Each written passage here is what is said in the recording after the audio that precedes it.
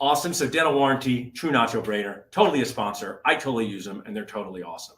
I'm ready for my next guest to come up to talk about one of the topics that's not talked about enough in this dental world, the business of dentistry. Perrin DesPortes of Polaris Healthcare Partners. I like a name like Polaris, Perrin, but it doesn't tell me what you guys do. Just this is your first time here. Orient our audience to what Polaris does and how you help dentists. Yeah, thanks for having me on today, Paul. It's great to be with you. Polaris Healthcare Partners is a strategic consulting and M&A advisory firm that focuses exclusively with group dental practices. So the vast majority of your audience is probably traditional solo practices or maybe 1 to 2 practices, but everybody knows somebody who's built a group and maybe exited a group successfully. And what got you to that level of success as a solo practitioner is predominantly your clinical skills. Yeah. What'll make success in a group practice is your business skills. Yeah. And a lot of your colleagues are probably, let's say they're learning through trial and error. And that's not the best way to build a business. So we're business strategists, we're consultants. We help people build successful group practices and we help people exit successful group practices. And we have a variety of services that facilitate all that along the way. That's awesome. I mean, we need more good information in this space. I saw you speak at the Dental Success Summit, my good friend Mark Costa's event. You were awesome doing that. Tell us just a little bit. I know we could talk to you for 5 hours about you, but tell us just a little bit about, I always like to talk to that practice owner in dental nachos. Maybe they have 2 or 3 practices. Maybe their friend says you should start a DSO. Maybe just tell us a little bit about awareness factors, planning factors, being purposeful. If you're thinking, I got 2 locations that do $2.5 million. I see a practice for sale from a broker. I want to do is just tell us some things that would be valuable from an awareness side. Yeah, you're right. I can go deep on this and I'll try to keep it succinct for you and your audience. The first thing is you really have to think about how you define success as an entrepreneur. So if I ask you and we're sitting down and I say, Paul, what does success look like for you 3 to 5 years down the road? And answer that for me both personally and professionally, because the business you're going to build is going to create demands on your home life. And if those two aren't in sync through either spending habits, level of stress, personal guarantees, hours worked, all that kind of good stuff, you're going to be in a lot of trouble. The second thing is at some point, more than likely, you're going to replace yourself in the chair. You're probably the largest clinical producer out of the group right now, being the founder, and the business is kind of modeled around you. The success of the business is ultimately going to be your ability to model clinical skills, leadership, behavior, culture, systems, processes through other people. So how do you replace yourself in a clinical role, frankly, without taking a massive income hit? And you need to understand what that's going to look like, and you need to quantify that before you start down the journey.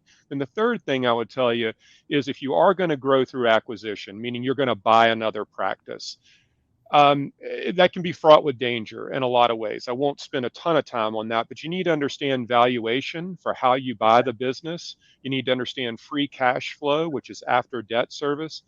And maybe most importantly, you need to understand how the bank looks at funding that, because all of our clients are what we call doctor founded and debt funded.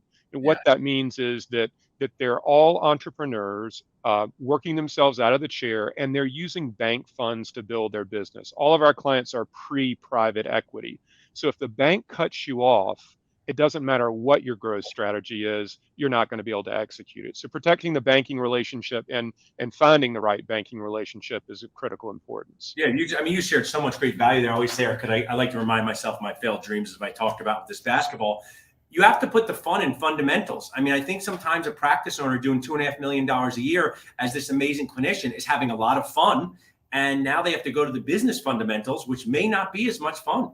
And they can't get to the next step without that, And I just think that awareness factor is not out there enough. And I think there's a lot of myths. I'm sure you see them all the time. Maybe Paul, I'll let you take this and own this one because you're so good with words. But if you don't put the fun in fundamentals, you'll probably put the fun in dysfunctional. So I like that. Use that, own it. It's yours. It's a nacho now. It's a topping. Fun and dysfunctional. Right. We'll have T-shirts together. All right, Paul. I'm looking forward to it. Yeah. as we wrap up, and I'm going to have you on for longer segments for deeper dives into this, but we have Dentist Job Connect, which I'm proud of. I modeled it after a care.com model where we connect people. We are who we are. We're not high-level headhunters. We're not a free platform. But you spoke so well about associates. Maybe just where do you see some of the problems or challenges just in the associate-owner relationship? And if you're an owner out there, an associate, what should they be aware of? Just give us 1 or 2 tips of what you see, because I know it's a big part of what you do. Yeah, so to be even more specific, Paul, in a group practice context, and this doesn't matter if you're 2 locations or 1,200 locations, associate turnover is the number 1 problem of all group practices, and I think it stems from a group practice owner mindset that associates are like interchangeable parts, and they're not, and they shouldn't be treated that way. So I think if you're going to bring an associate into the business, it's more than just about a comp plan. You really starts with the whole recruiting cycle up front. What makes you different to that associate than any other group or practice he or she may be interviewing with? Is it about clinical skill development and mentorship? All of us want to be masters at our craft. We join an organization and we want to get better. I know that I worked for 15 years in corporate America, and what I started out as day 1 of year 1 was not what I became over those first couple of years, because I had a mentor who developed me. So it's a leadership piece for what y'all do. There's certainly a clinical piece to it. And the last piece of it, I would tell you, if you're going to build a group practice that's going to continue to grow and expand the footprint, the number of locations and everything like that, you really have to have a pathway to what we call a pathway to partnership, an ownership track where these young associates can either buy in or earn into the business and become an owner, have a seat at the table, and feel like they have a vested interest in the success they're helping you create. I love it. Without that, it's just you're replowing ground. That's not good for patient care, and it's certainly not good for the continuity of the Yeah, for business. saying. I mean, I look, and maybe as we develop, there's just going to be a new version of ownership that looks different than the past, and it just might not be 100% yours of every single thing, and it might not be nothing, right? And I know that's not proper grammar, but there might be this blended way, and I really appreciated hearing you talk about that at the summit. Share with us, Perrin. I listen to your podcast. How can people find you? And I know you have a podcast. Tell us a little bit about that. Yeah, so my partner DeWalker Sinha and I at Polaris, my co-founding partner DeWalker Sinha and I have a podcast called Group Practice Accelerator. And the name of the company is Polaris Healthcare Partners. So the URL for our website is polarishealthcarepartners.com. When we were founding the company, we looked for the longest unclaimed URL, and I think we found it. So if you can remember polarishealthcarepartners.com, that's us. Group Practice Accelerator is the name of the podcast. I think what your audience is going to find is that we're very granular in what we talk about. There's not a lot of theoretical information. We go deep in terms of a lot of specifics, and I think you saw some of that from the stage that I shared in Phoenix. So if somebody's looking for what I would like to think is good quality business education about building a group, our podcast is a great place to start. There's some videos on our YouTube channel. They'll be on our website, which we're revamping right now.